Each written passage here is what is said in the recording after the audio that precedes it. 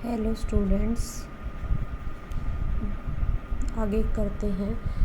कल last lecture में क्या किया था? डिविजिबिलिटी की डेफिनेशन बताई थी और कुछ डेफिनेशंस थी और कुछ थ्योरम थी। अब देखिए theorem first, if A divides B and B divides C then A divide सी।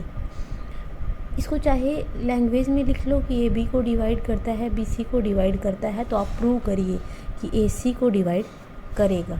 ये दोनों गिवन स्टेटमेंट हैं। प्रूफ में देखिए, since A divides B, A divides B देखते ही आप डेफिनेशन ऑफ डिविजिबिलिटी याद किया करो माइंड में। क्या है? Therefore there exist an integer, कोई भी एक इंटीजर एग्जिस्ट करता है K1 such that B is equals to K1 into A, और इसको फर्स्ट इक्वेशन मार्क कर दिया। दूसरा है B divides C, B C को डिवाइड करता है। Again then by definition of divisibility therefore there exist an integer K2 such that C equals to K2 into B, और इसको सेकेंड इक्वेशन मार्क कर दिया। फर्स्ट इक्वेशन से इस b की वैल्यू को सेकेंड इक्वेशन में सब्स्टिट्यूट कर दो। c equals to K2 into B है, तो b की वैल्यू है K1 a, K2 into K1 और a, where K1 K2 belongs to integer. K1 भी एक इंटीजर वैल्यू है, K2 भी एक इंटीजर वैल्यू है, तो इंटीजर और इंटीजर का प्रोडक्ट भी इंटीजर वैल्यू आएगी। इसका मतलब ये भी कोई ना कोई इंटीजर वैल्यू है। अब c इक्वल्स टू कोई integer value into C, then by definition of divisibility हम इस स्टेटमेंट को उल्टा लिख सकते हैं कि ए सी को डिवाइड करता है। ठीक है, थ्योरम के ये 5-7 थ्योरम है, इनकी स्टेटमेंट भी याद रखो, आगे ज़रूरत पड़ती है। सेकंड देखिए, if A divides B and B divides A B को करे और बी ए को करे, ऐसा गिवन है, देन आप शो करिए कि A equals to plus minus B. Since a divides b, therefore there exists an integer K1 such that b equals to K1 into a, और इसको फर्स्ट इक्वेशन मार्क कर दिया। Again since b divides a, then by definition of divisibility there exists an integer K2 such that a equals to K2 into b, और इसको second equation mark कर दिया। अब a की ये वैल्यू सेकेंड इक्वेशन से फर्स्ट में put कर दो। b क्या है? K1 और a है, और a की वैल्यू क्या है? K2 b। दोनों तरफ से b कैंसिल है, क्या बन गया है? K1 K2 equals to 1। K1 भी एक इंटीजर वैल्यू है और K2 भी एक इंटीजर वैल्यू है। दो इंटीजर्स का प्रोडक्ट 1 कब बनेगा? ये कब पॉसिबल है? या तो K1 और K2 दोनों 1 हो, या K1 और K2 दोनों -1 हो, तभी पॉसिबल है। दिस इम्प्लाइज आइदर K1 और K2 दोनों 1 और K1 और K2 दोनों -1। अगर K1 और K2 बराबर होंगे तो A is equals to B बनता है, और K1 और K2 -1 के बराबर होंगे तो इन फर्स्ट और सेकेंड इक्वेशन से A इक्वल्स टू -B बनता है। तो आ गया ना A equals to plus minus B। उसके बाद थर्ड थ्योरम देखिए, if A divides B, A B को डिवाइड करता है, देन आपको शो करना है कि ए डिवाइड बी के। इसका मतलब है अगर ए बी को डिवाइड करता है तो ए बी के हर मल्टीपल को डिवाइड करेगा, ऐसा शो करिए where K is any integer. Definition of divisibility लगाओ, since A divides B therefore there exist an integer C such that B equals to A into C, लगा दी। दोनों तरफ के से मल्टीप्लाई कर दिया, b इंटू के क्या बनेगा? ए सी इंटू के। अब a को a रहने दिया, c और k, ए सी के आया, सी के को यहाँ d मान लिया, b के इक्वल्स टू ए डी। अब d कोई वैल्यू है, ये इंटीजर ही तो वैल्यू है, क्योंकि c भी इंटीजर है और k भी इंटीजर है, तो दोनों का प्रोडक्ट इंटीजर आएगा। इसका मतलब d यहाँ इंटीजर वैल्यू है। Then by definition of divisibility आप ऐसा लिख सकते हो कि a डिवाइड करता है b k को। देखो इस थ्योरम का ये यूज़ है, a b को डिवाइड करे तो हम कई बार सीधा ऐसा लिखते हैं कि a b के हर मल्टीपल को डिवाइड करता है। कैसे? एग्जाम्पल के लिए देखिए, अगर मैंने बोला कि 2 है वो b को डिवाइड करता है, अब अगर मुझे कहीं ऐसी ज़रूरत है 2 6b को डिवाइड करे तो मैं लिख सकती हूँ। ठीक है, तो बी के किसी भी इस थ्योरम का बहुत ज़्यादा यूज होगा आगे।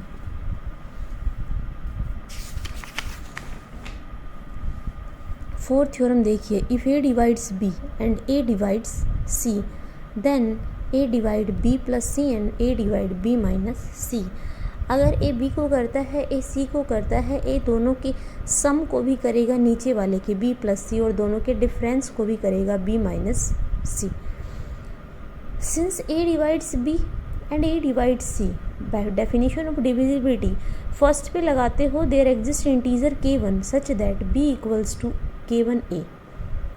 a divides c, again then by definition of divisibility there exists integer k2 such that c equals to a into k2।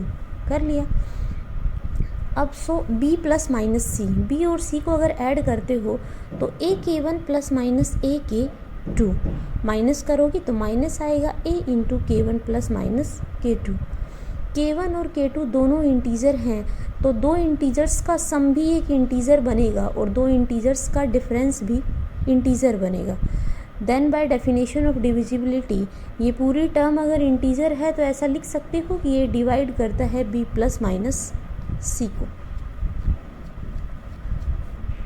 ठीक है, नेक्स्ट थ्योरम है, देखो यूज ये इस तरह से करता है, अगर 2 4 को डिवाइड करता है और 2 6 को डिवाइड करता है तो 2 इस तरह भी लिख सकते हो कि 2 10 को डिवाइड करेगा। ऐसा भी लिख सकते हो 6 माइनस उनके सब्ट्रैक्ट को भी करेगा। ये यूज़ है इस थ्योरम का।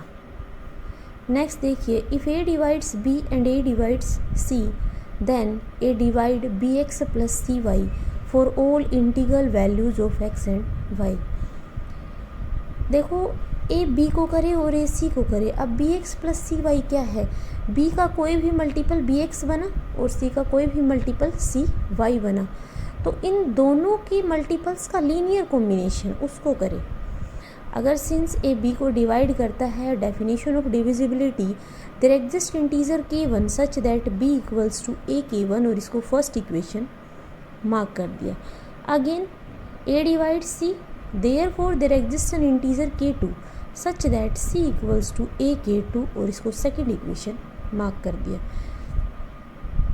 अब a b और c तो आपने फर्स्ट और सेकेंड से कर दिया, B X plus C Y निकालो।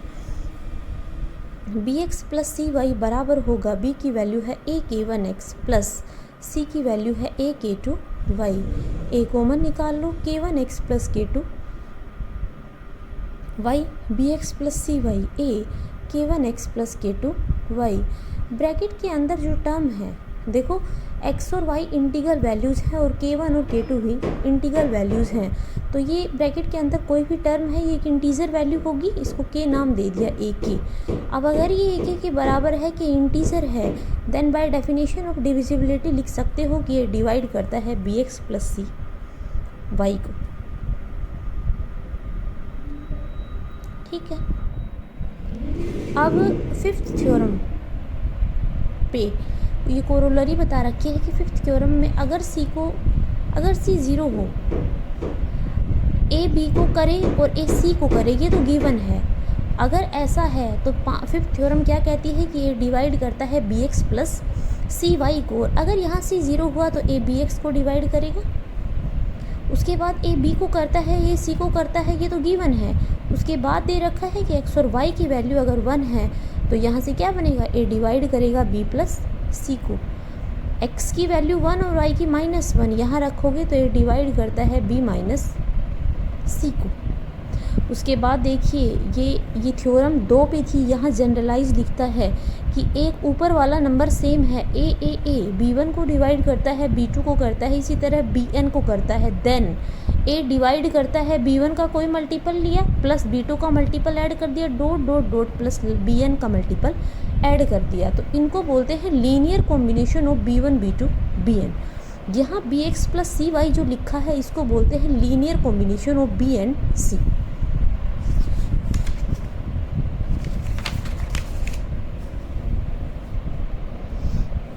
सिक्स्थ थ्योरम है, if a divides b and b not equals to 0 then mod of a less than equals to mod of b। ये प्रूव करना है। गिवन इतना है, बी नॉन जीरो नंबर है, ऐसा इन्होंने मेंशन किया है, और mod of A less than equals to mod of B होगा। देखिए प्रूफ में, since A divide B therefore there exist an integer K such that B equals to A into K. Definition लगा दी divisibility की, first equation mark कर दी। अब देखिए also B not equals to zero, अगर बी नॉन जीरो है, ठीक है, बी नॉन जीरो हुआ, इसका मतलब बी किसके बराबर है, ए के, तो ए इंटू के भी नॉन जीरो होगा। और दो नंबर्स का प्रोडक्ट नॉन जीरो तभी बनता है जब दोनों नंबर नॉन जीरो हो। समझ रहे हो ये बात, कि जब इस बी को नॉन जीरो बता दिया और बी ए के बराबर है, इसका मतलब ए इंटू के नॉन जीरो है।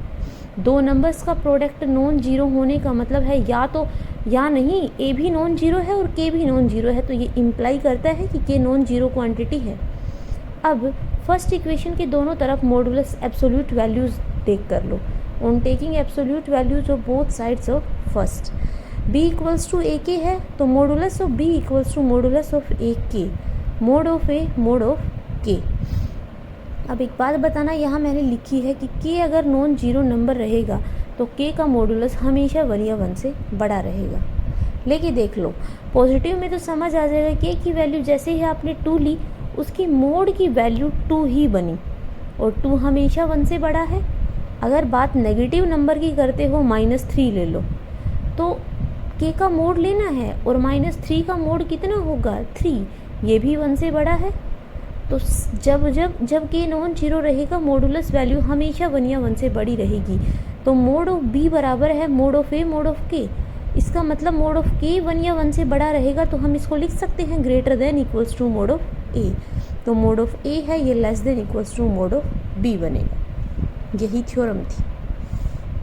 अब थ्योरम नंबर 7 देखिए, if B A divides B, A B को डिवाइड करता है and B less than A. देखो क्या क्या दिया है कि बी ए से छोटा है where A not equals to zero.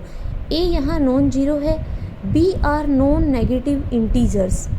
A non zero है, बी ए से छोटा है और बी नॉन नेगेटिव इंटीजर है।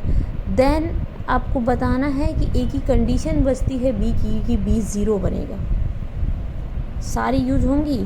ए बी को डिवाइड करता है, बी लेस देन ए है, ए नॉन जीरो है, बी नॉन नेगेटिव इंटीजर है, then B equals to zero show करिए। देखिए, since A divides B therefore there exist integer K such that B equals to A into K, और इसको first equation mark कर दिया। Now it is given that A and B are non negative integers. A यहाँ non zero है और B non negative है, ए और B दोनों नॉन नेगेटिव इंटीजर्स हैं, देयरफॉर के is also a non negative integer. भाई प्रोडक्ट में देखो, अगर ये नॉन नेगेटिव है, ये नॉन नेगेटिव है, अगर के नेगेटिव हुआ तो इस प्रोडक्ट को नेगेटिव बना देगा, जिससे बी नेगेटिव बन जाएगा, लेकिन बी नॉन नेगेटिव है। तो अगर ए और बी दोनों नॉन नेगेटिव हैं तो यहाँ से कंक्लूजन निकलता है कि के भी एक नॉन नेगेटिव नंबर है। Given A not equals to zero है, हमें प्रूव करना है कि बी इक्वल्स टू ज़ीरो। हम इससे उल्टा मान लेते हैं, इफ़ पॉसिबल सपोज एज्यूम कर लेते हैं कि B not equals to zero है। अगर B not equals to zero हुआ तो मैंने पहले भी बताया था इससे फर्स्ट थ्योरम में, अगर बी नॉन जीरो हुआ तो बी ए के बराबर है, इसका प्रोडक्ट भी नॉन जीरो होगा। दो नंबर्स का प्रोडक्ट नॉन जीरो होने का मतलब है ए भी नॉन जीरो है और के भी नॉन जीरो है, तो के नॉन जीरो होगा।